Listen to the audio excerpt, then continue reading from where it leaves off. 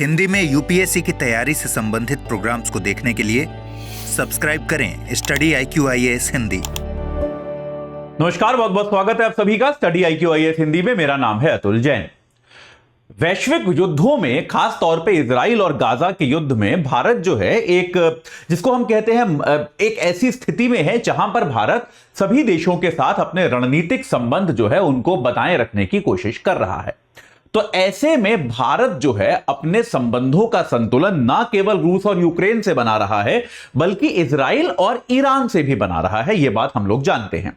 भारत के इजराइल और ईरान दोनों से अच्छे संबंध रहे हैं हमेशा से, और कोई भारत को ज्यादा समस्या नहीं रही है इजराइल के साथ भी और ईरान के साथ भी।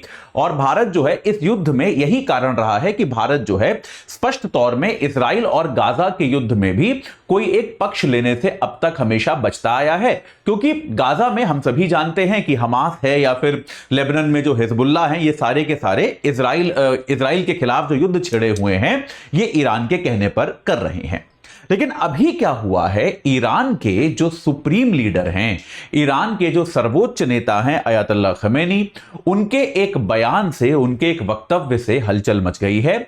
और ऐसा प्रतीत होता है कि भारत और ईरान के संबंधों में अचानक से एक परिवर्तन आ सकता है।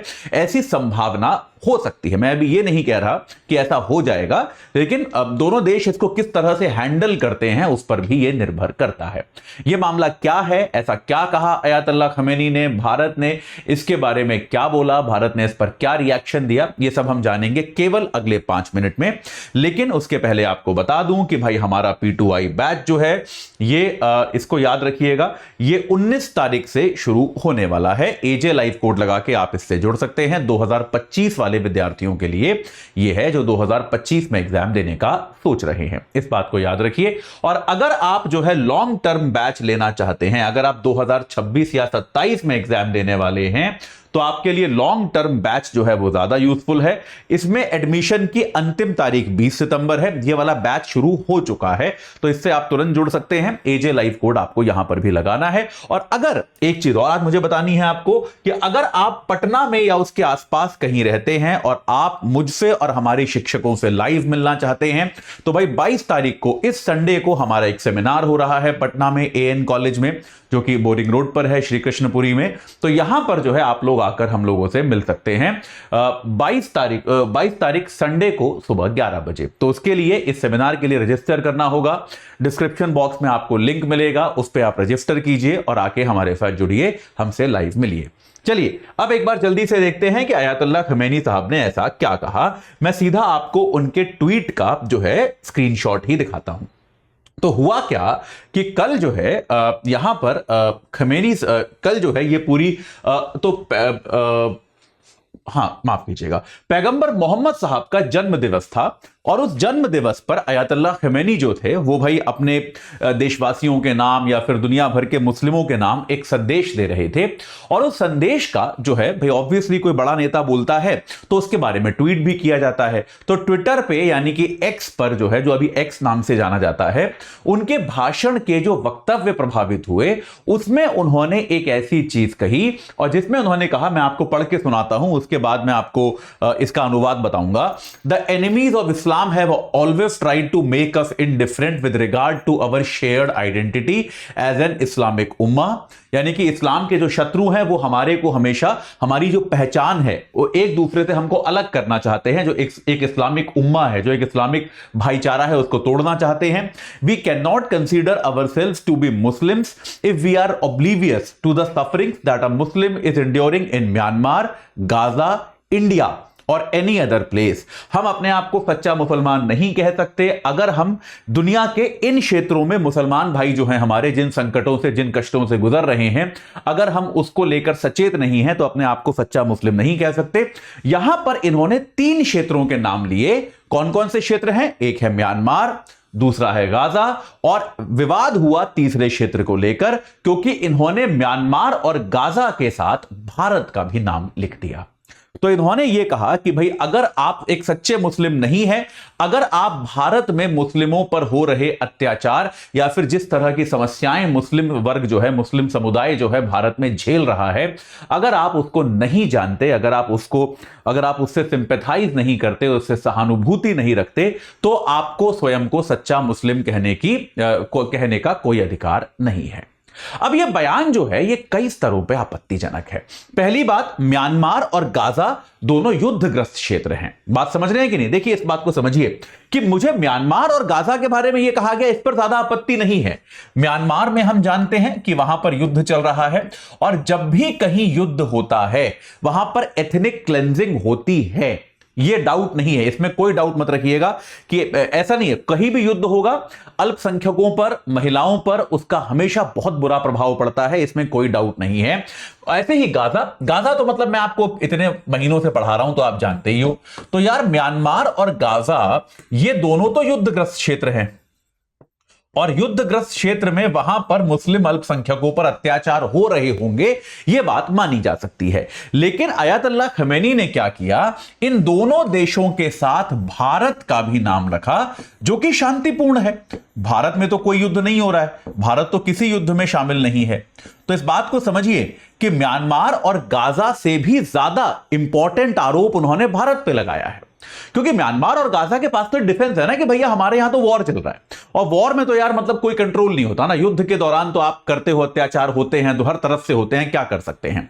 लेकिन भारत में का भी उन्होंने नाम शामिल किया है जहां पर युद्ध नहीं चल रहा, और उसके बाद उन्होंने कहा है कि भारत में अल्पसंख्यकों पर अत्याचार हो रहे हैं, मुस्लिमों पर अत्याचार हो रहे हैं, यानी कि एक तरह से शांतिपूर्ण मौकों पर भी भारत जो है वो मुस्लिमों पर अत्याचार कर रहा है। कुछ इस तरह की बात जो है आयतुल्लाह खमेनी ने कही। और देखिए, युद्ध के दौरान अगर अत्याचार हो रहे हैं तो फिर भी समझे जा सकते हैं, शांतिपूर्ण समय में अगर अत्याचार हो रहे हैं तो वो आपके सामाजिक विघटन को दर्शाता है, तो वो आपकी सरकार की नीति को दर्शाता है कि आपकी सरकार जो है वो टैसिट यानी कि अप्रत्यक्ष समर्थन दे रही है इस तरह के अत्याचार को। तो एक सीधा सीधा आरोप जो है आयतुल्लाह खमेनी ने भारत पर लगाया कि भारत के जो मुस्लिम हैं वो बहुत कष्ट में जी रहे हैं, वो बहुत संकट में जी रहे हैं, और इसके बारे में दुनिया भर के मुसलमानों से आह्वान किया कि आपको भारत के मुस्लिमों की समस्याओं को, उनकी दिक्कतों को पहचानना पड़ेगा। निश्चित तौर पे भारत की इस पर कड़ी प्रतिक्रिया आई। हम सभी मतलब ये अपेक्षित था, जैसे ही ये बयान आया सभी को पता था कि भारत सरकार इस पर एक कड़ी प्रतिक्रिया देगी। वो प्रतिक्रिया क्या होगी इसका इंतजार था। ज्यादा समय नहीं लगाया भारत ने, कुछ ही समय बाद भारत के विदेश मंत्रालय ने, आप यहां पर देख सकते हैं, यह भारत के विदेश मंत्रालय का आधिकारिक बयान है। इस बयान में अपने आप में बहुत ही एक आध चीज है, ठीक है, मैं आपको बात करेंगे इस बयान पर भी। भारत के विदेश मंत्रालय ने क्या कहा, statement of unacceptable comments made by the supreme leader of Iran. Supreme leader of Iran ने जो अनएक्सेप्टेबल यानी कि अस्वीकार्य टिप्पणी की, उस पर भारत का क्या कहना है बयान। We strongly deplore the comments made regarding minorities in India by the supreme leader of Iran. हम सुप्रीम लीडर ऑफ ईरान के भारत में अल्पसंख्यकों की स्थिति पर दिए गए बयान की कड़ी आलोचना करते हैं। These are misinformed and unacceptable. इनके जो बयान हैं वो अस्वीकार्य हैं और वो मतलब सही नहीं है, अनुचित हैं, वो मिस इन्फॉर्म्ड है, उनको सही जानकारी नहीं है। कंट्री आगे भारत क्या लिखता है, countries commenting on minorities are advised to look at their own record before making any observation about others। कि कोई भी देश जब दूसरे देश के अल्पसंख्यकों की स्थिति पर टिप्पणी करे तो बेहतर यह है कि वो एक बार अपने खुद के ट्रैक रिकॉर्ड को भी देखे, अपने खुद के गिरेबान में भी झांके। तो भारत ने एक तरह से पलटकर ईरान पर आरोप लगाया कि यार माइनॉरिटीज को कैसे राइट देने हैं, माइनॉरिटी कैसे रहने चाहिए, वो सुरक्षित हैं कि नहीं है, ये बात आप मत सिखाइए, आप अपनी स्थिति देखिए पहले। आपके देश में अल्पसंख्यकों की क्या स्थिति है, आपके देश में अल्पसंख्यक कितने सुरक्षित हैं, वो अपने अधिकारों का कितना प्रयोग कर पा रहे हैं, पहले आप उसको देखिए, उसके बाद आप हम पर टिप्पणी कीजिएगा। तो भारत ने भी जो है सिर्फ ऐसा नहीं कहा कि यह बयान खेदजनक है और हम इसकी निंदा करते हैं, भारत ने भी एक आक्रामक बयान दिया है और पलटकर जो है ईरान के सुप्रीम लीडर से कोई सलाह दी है कि आप भी अपने गिरेबान में एक बार झांक के देखिए, उसके बाद आप हम पर आरोप लगाइएगा। तो भाई ये आरोप प्रत्यारोप तो हो गया, यहां पर भाई ईरान ने कुछ कहा, भारत ने कुछ कहा। अब देखना यह है कि इसके आगे क्या होता है। यहां तक तो हो चुका है, इसके आगे देखिए दोनों देशों के लिए इस समय जरूरी है कि ये अपने संबंध जो है उनको खराब ना किया जाए। आमतौर पे मानव अधिकारों के उल्लंघन के मामलों पे कोई भी देश अगर भारत पर टिप्पणी करता है तो भारत सरकार आमतौर पे कठोर रवैया, कड़ा रवैया अपनाती है। लेकिन इस बार यह आवश्यक है कि इस युद्ध के समय में भारत जो है ईरान के साथ अपने संबंध खराब ना करे। भारत को तेल की आपूर्ति भी वहां से होती है, और अगर हम तेल की आपूर्ति को भी छोड़ें तो वैश्विक युद्धों के इस दौर में जो भारत ने अपना एक स्टैंड बनाकर रखा है कि भाई हम सारे युद्धों में कहीं बीच में हैं, हम किसी भी एक पक्ष में नहीं हैं, तो भारत की निष्पक्षता के लिए भी जरूरी है कि इस समय भारत जो है एक अपनी निष्पक्षता बनाकर रखे और ईरान के साथ इस विवाद को आगे ना बढ़ाए। यह बात भी सही है कि भाई एक नए राष्ट्रपति ईरान में आए हैं जो कि ज्यादा उदारवादी हैं, तो ऐसे में एक अच्छा मौका है भारत के पास ईरान के साथ बेहतर संबंध बनाने का। उसको इस तरह के एक दो बयानों के कारण उसे खराब नहीं किया जाना चाहिए। मेरे ख्याल से यह मामला यहीं पर खत्म कर दिया जाना चाहिए। इसमें आगे कुछ होगा तो मैं आपको निश्चित तौर पे बताऊंगा, लेकिन जाते जाते आपको एक बार फिर बता दूं कि भाई हमारा P2I बैच जो है, हमारा प्रतिज्ञा प्लस बैच जो है वो 19 तारीख से शुरू हो रहा है। AJ लाइव कोड लगा के आप उससे जुड़ सकते हैं। अगर आप 2025 या 2026 के अभ्यर्थी हैं तो हमारा जो लॉन्ग टर्म बैच है वो उसमें एडमिशन 20 तारीख को बंद हो जाएगा, याद रखिएगा।